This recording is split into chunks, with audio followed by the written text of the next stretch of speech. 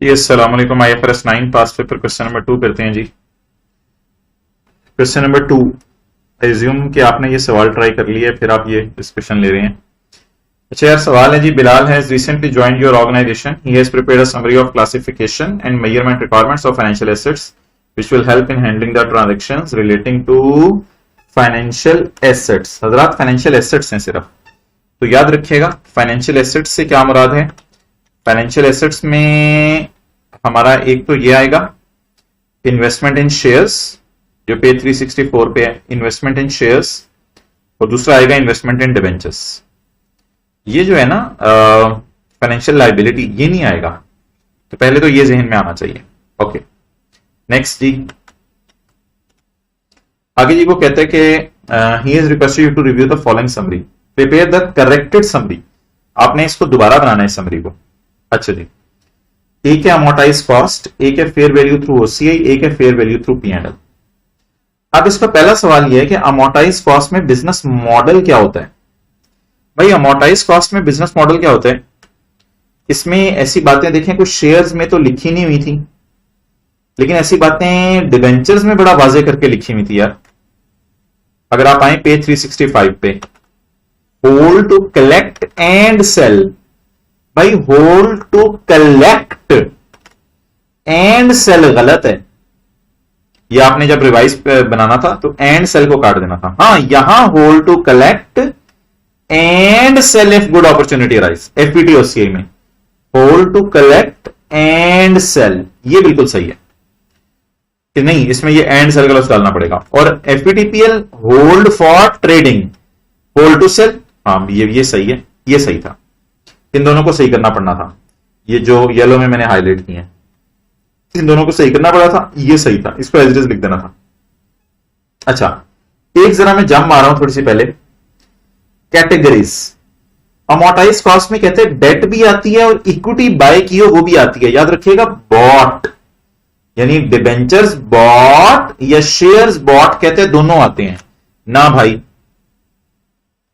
Amortised cost वाला model और बाकी दोनों मॉडल इधर तो हैं डिबेंचर्स में, लेकिन भाई अमोर्टाइज कॉस्ट वाला model purchase of shares as a financial asset नहीं है। इधर तो सिर्फ FVTPL या FVTOCI है। तो मुहतरम, अगली बात क्या है?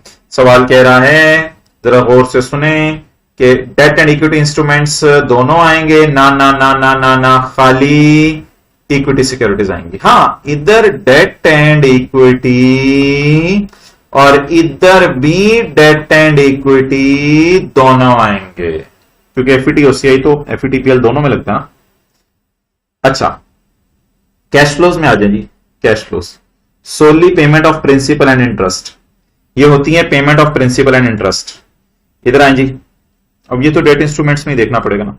सोली payment of principal and interest, तो अमोर्टाइज कॉस्ट में हम प्रिंसिपल और इंटरेस्ट दोनों में इंटरेस्टेड होते हैं, और FVTOCI में नो कंडीशन, नहीं नहीं नहीं नहीं नहीं नहीं नहीं, इधर भी प्रिंसिपल और इंटरेस्ट वाला टेस्ट पास होना चाहिए। हाँ, बाद में बेचने हो सकते हैं, लेकिन प्रिंसिपल इंटरेस्ट में भी इंटरेस्टेड होते हैं, इसीलिए तो होल्ड कर रहे होते हैं कि प्रिंसिपल और इंटरेस्ट चाहिए। तो यहां भी सोली प्रिंसिपल एंड इंटरेस्ट में इंटरेस्टेड तो होते हैं, यानी कि कैश फ्लोस कौन सी आनी है? सोली प्रिंसिपल एंड इंटरेस्ट। हाँ, बाजार बेच के एसेट को फेयर वैल्यू भी रियलाइज होगी, लेकिन कैश फ्लोस जो कि इसको ना कहते हैं असल में कॉन्ट्रैक्चुअल कैश फ्लोस, या प्लस लिखना चाहिए था, कॉन्ट्रैक्चुअल कैश फ्लोस। तो जो कॉन्ट्रैक्चुअल कैश फ्लोज हैं, इसे कहते हैं कैश फ्लो कैरेक्टरिस्टिक्स। तो कॉन्ट्रैक्ट के मुताबिक जो कैश फ्लोज है ना हजरात, वो सोली प्रिंसिपल और इंटरेस्ट है, वो सिर्फ प्रिंसिपल और इंटरेस्ट है, उसमें फेयर वैल्यू गेन नहीं है, क्योंकि वो कॉन्ट्रैक्ट में लिखा नहीं होता। तो ये सोली प्रिंसिपल एंड इंटरेस्ट है। हाँ, बाजार जाके महंगा बेच सकते हैं, लेकिन जो कॉन्ट्रैक्चुअल का जहां बुक में ऐड कर लें, कॉन्ट्रैक्चुअल जो कैश फ्लोज आनी होती है ना, वो प्रिंसिपल और इंटरेस्ट ही आनी होती है। हाँ, इनको बाजार में जाके फेयर वैल्यू पे बेच सकते हैं, वो अलग बात है। लेकिन यार, यहां अगर कैश फ्लोज प्रिंसिपल इंटरेस्ट ना भी आए तो कोई मसला नहीं, क्योंकि हमने इन्हें रखा ही किस लिए है? बेचने के लिए। तो यहां कह सकते हैं ये कंडीशन नहीं है, ये सही था। कि इसमें प्रिंसिपल और इंटरेस्ट वाला टेस्ट पास होना जरूरी नहीं है, क्योंकि प्रिंसिपल इंटरेस्ट में हम इंटरेस्टेड ही नहीं होंगे। हम तो सिर्फ अगर प्रिंसिपल इंटरेस्ट में इंटरेस्टेड हैं और बेचने के लिए रखी हुई है तो इस मॉडल को मैंने कहा था एफवीटीपीएल कहते हैं। लेकिन अगर प्रिंसिपल इंटरेस्ट में सिरे से ही इंटरेस्टेड नहीं है तो भी डायरेक्ट एफवीटीपीएल आप लगा सकते हैं। तो इधर हम किसी कंडीशन में इंटरेस्टेड जरूरी नहीं हो, तो इसलिए प्रिंसिपल और इंटरेस्ट के अंदर हम कोई इंटरेस्टेड नहीं है। अगर प्रिंसिपल इंटरेस्ट में हम बिल्कुल इंटरेस्टेड ना हो तो भी डायरेक्ट एफवीटीपीएल पे जा सकते हैं।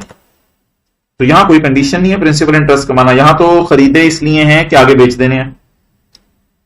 ये थोड़े से जरा समझने वाले थे, बाकी अल्लाह का शुक्र एहसान है, बाकी मार्क्स की हुई हैं। इनिशियल मेजरमेंट, इनिशियल मेजरमेंट किस पे होनी है हजरात? पे 366 पे देख लें। फेयर वैल्यू, इसमें ट्रांजैक्शन कॉस्ट डालेंगे, यानी purchase price plus transaction cost. अच्छा, फेयर वैल्यू से मुराद उसकी परचेज प्राइस ही होगी, purchase price plus transaction cost. FVT OCI में आए, fair value plus transaction cost, इधर भी होना चाहिए था plus transaction cost. Fair value से मुराद है उस इंस्ट्रूमेंट की फेयर वैल्यू, और फिर यानी कि डेट इंस्ट्रूमेंट जो आप बाय कर रहे हैं या शेयर्स, और फिर उसमें ट्रांजैक्शन कॉस्ट डालेंगे। और इधर fair value plus transaction cost नहीं है, खाली फेयर वैल्यू, यानी purchase price is fair value. और शेयर्स में भी इसी तरह है, एफवीटीपीएल में खाली फेयर वैल्यू, इधर fair value plus transaction cost, fair value plus transaction cost. ये अमोर्टाइज्ड कॉस्ट तो है ही नहीं शेयर्स में, शेयर्स में भी ट्रांजैक्शन कॉस्ट एफवीटी ओसीए में ऐड करते हैं, एफवीटीपीएल में ऐड नहीं करते। तो ये प्लस ट्रांजैक्शन कॉस्ट यहां काटना है एफवीटीपीएल में, दोनों सिनेरियोज में, चाहे डेट हो चाहे क्या कहते हैं शेयर बाय करें। सब्सिक्वेंट मेजरमेंट बिल्कुल अमोर्टाइज्ड कॉस्ट पे है। सब्सिक्वेंट मेजरमेंट ये देखिए, subsequent measurement at reporting date, date will appear at amortised cost. ये फेयर वैल्यू पे होगा, ये भी फेयर वैल्यू पे होगा।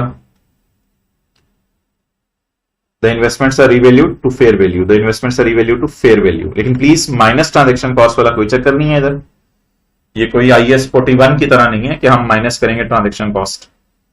तो IAS 41 में तो fair value minus cost to sell पे मेजर करते हैं बैलेंस शीट डेट पे, लेकिन यहां ऐसा कोई सबूत नहीं है, यहां फेयर वैल्यू पे रखेंगे। ठीक है जी, ओवर।